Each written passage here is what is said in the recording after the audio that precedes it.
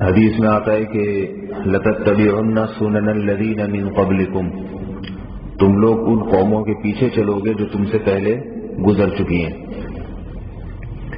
یہاں تک کہ اگر ان میں سے کوئی گوہ کے بل میں گھسنے کی کوشش کرے گا تو تم بھی کرو گے۔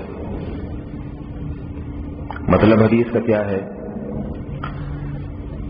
کہ پہلی بات تو یہ کہ اللہ تعالیٰ نے یہ جو آخری امت بھیجی ہے یہ تمام امتوں میں سب سے افضل ترین امت ہے،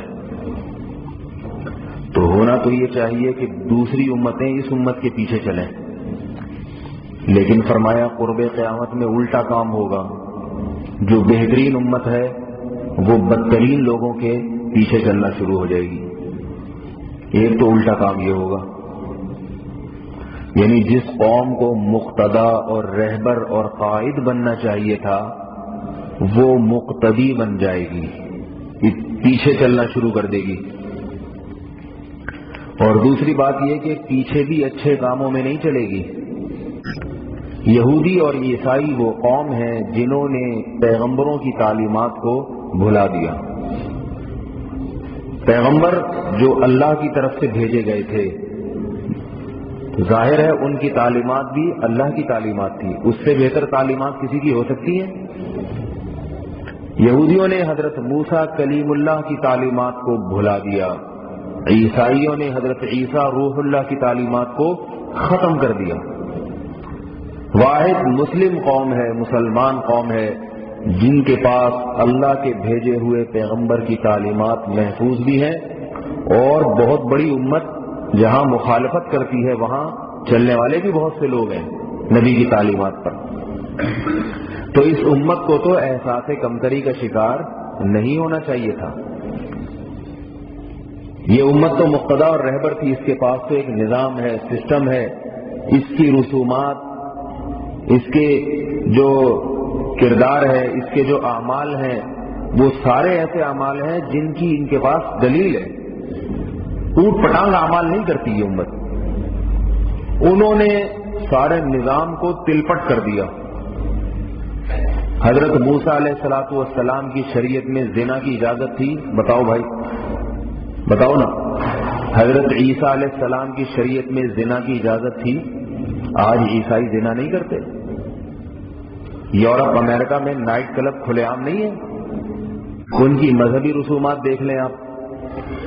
25 دسمبر کو جو کرسمس منایا جاتا ہے، کیا اس طرح سے منایا جاتا ہے جس طرح حضرت عیسیٰ علیہ السلام نے حکم دیا تھا؟ پہلی بات، کیا حضرت عیسیٰ علیہ السلام نے اس دن کو منانے کا حکم دیا؟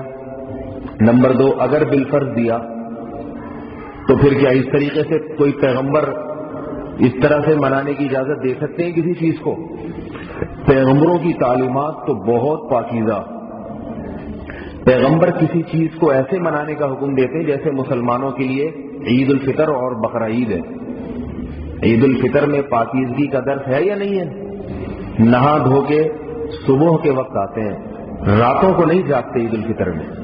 راتوں کے تہوار انسان کو شراب و کباب کی طرف لے کر جاتے ہیں۔ انسان کی فطرت رات کو گناہ کی طرف زیادہ مائل ہوتی ہے، دن میں اتنی مائل نہیں ہوتی۔ اسی لیے دوسری قوموں کے تہوار کس وقت ہوتے ہیں؟ نائٹ میں، رات میں۔ یہ ایک ایسا ٹائم ہوتا ہے رات کا جس میں اگر آپ باہر نکلیں تو آپ کی طبیعت گناہوں کی طرف مائل ہوگی، جبکہ مسلمان کے تہوار اسلام نے جو دیے ہیں وہ کب شروع ہوتے ہیں؟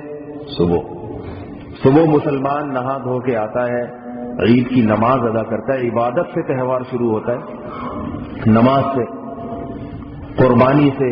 بقرعید کی قربانی میں ابراہیم علیہ السلام کی یاد کو تازہ کیا جاتا ہے۔ یہ ہمارا کمال نہیں ہے، یہ اس دین کا کمال ہے جو دین اللہ نے محمد صلی اللہ علیہ وسلم پر نازل کیا اور اسے قیامت تک کے لیے محفوظ کر دیا۔ وہ دین اللہ نے ہمیں دیا ہے، تو ہمیں فخر کرنا چاہیے تھا کہ ہمارے پاس ساری صحیح تعلیمات موجود ہیں، تو ہمیں تو ان قوموں کو دعوت دینا چاہیے کہ بھئی چھوڑ دو، وہ تعلیمات تمہاری غلط ہیں، وہ تمہاری بنائی ہوئی ہیں، وہ تعلیمات حیوانیت کا درس دیتی ہیں، انسان کو انسانیت سے دور کر دیتی ہیں۔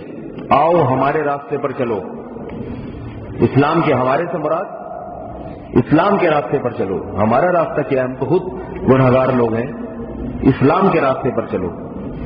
تو جس کو ہادی بننا چاہیے تھا دوسری قوموں کے لیے، وہ خود انہی قوموں کے پیچھے چلنا شروع ہو گیا. وہ گوہ کے دل میں گھس کے حماقت کر رہے ہیں، تو یہ نہیں دیکھ رہا کہ یہ حماقت ہے یا نہیں، یہ دیکھ رہا ہے کرنے والا کون ہے. یہ کرنے والے یورپ اور امریکہ کے لوگ ہیں، تو یہ کام غلط نہیں ہو سکتا، بڑا اچھا کام ہے. تو بات یہ کہ مسلمان کو خود ہی نہیں پتا کہ اللہ نے مجھے کیا نعمت دی ہے، اس بیچارے کو پتہ ہی نہیں ہے، وہ دوسروں کے پیچھے بھاگتا چلا جا رہا ہے.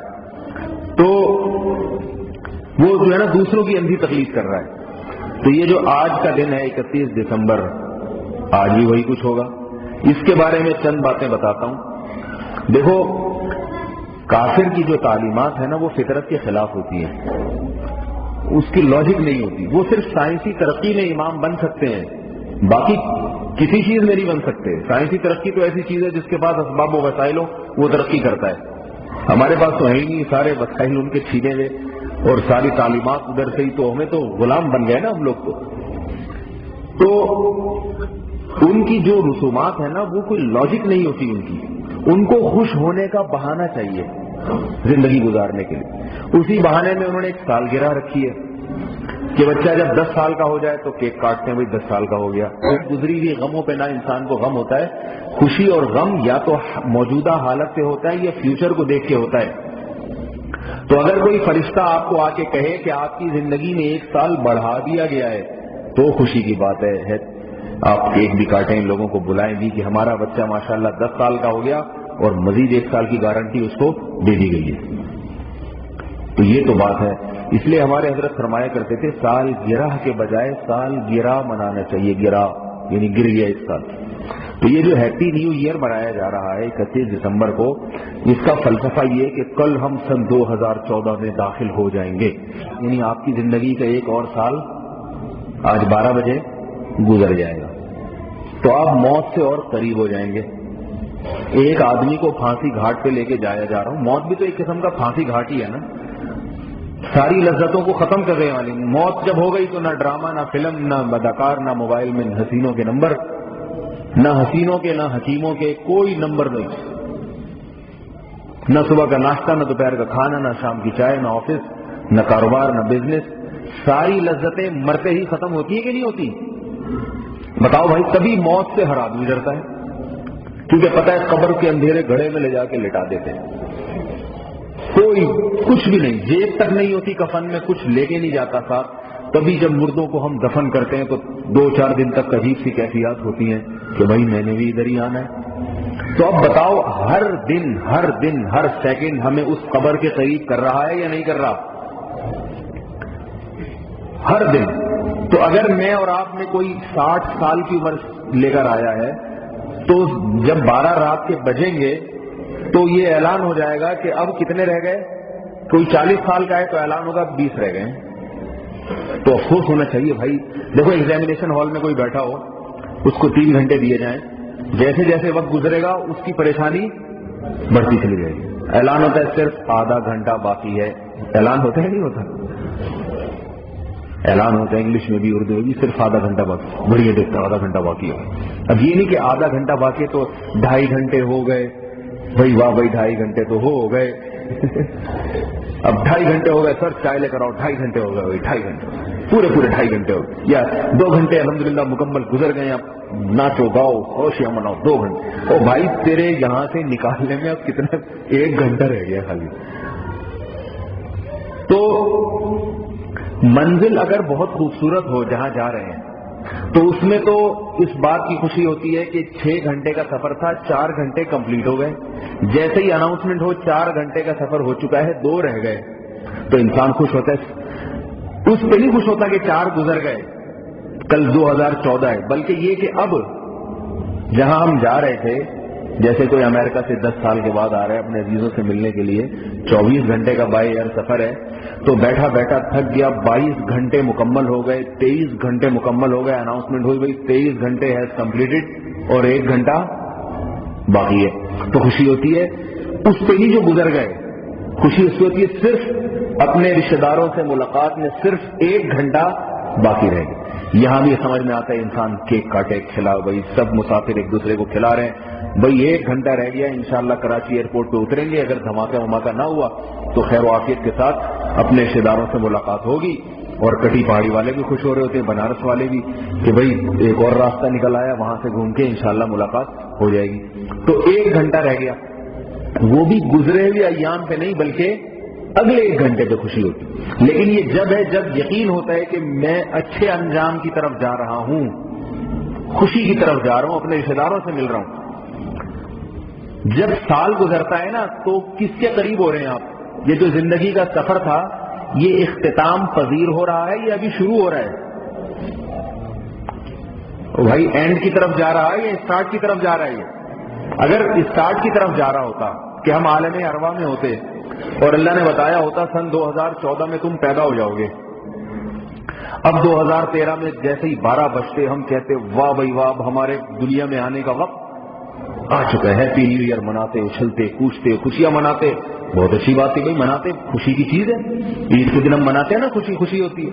جبکہ جو ہیپی نیو ایئر منایا جاتا ہے یہ درود شریف پڑھ کے نہیں منایا جاتا, یہ نمازیں پڑھ کے نہیں منایا جاتا, یہ غسل کر کے نماز کی کر کے اور یہ اس طرح سے نہیں منایا جاتا. یہ جس طرح منایا جاتا ہے ساری دنیا کو معلوم ہے, بلکہ ہمیں شاید اتنا معلوم نہ ہو جتنا عام لوگوں کو معلوم ہوتا ہے. یہ بے حیائی کے طریقے سے منایا جاتا ہے, شرابیں پی جاتی ہیں, ناچا گایا جاتا ہے, کیونکہ وہ لوگ عبادت سے دور ہو چکے, تو ہمارے مسلمان بھی انہی جیسا بننے کی کوشش کر رہے ہیں. تو یہ 3 بڑی بڑی خرابیاں ہیں نیا سال منانے میں. اور چوتھی خرابی, یہ تیسری خرابی پر انشاءاللہ میں کچھ بات ابھی کروں گا, اور چوتھی بڑی خرابی کیا ہے کہ اس سے غلط نظریے کی تائید بھی ہوتی ہے. دیکھیں اسلام میں جو ہے نا, اسلام میں سال گزرتا ہے شمسی اعتبار قمری اعتبار سے. والقمر قدرناہ منازل, قرآن کہہ رہے ہیں ہم نے چاند کی منزلیں طے کر دی ہیں. لتعلموا عدد السنین والحساب, دوسری جگہ فرمایا کہ تاکہ تم سالوں کا حساب معلوم کرو. تو چاند کو خالق کائنات نے سال گزرنے کی علامت قرار دیا ہے. کس کو؟